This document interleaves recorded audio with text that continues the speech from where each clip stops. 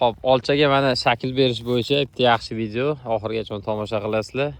Olchalarimiz 22 mm yirilikda, glossy boshlanish kalibri, lekin olcha uchun 22 juda ham zo'r hisoblanadi. Mana bu yerda ko'rsangiz bo'ladi.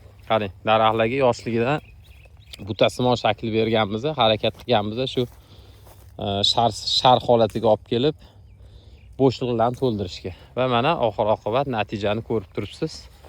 Olchalarimizni 4-bargida mana shu bo'shliqni to'ldirish kerak. Maqsad shu o'zi. Bog' qilganda mana shu yerda bo'sh joy qolmasligi kerak.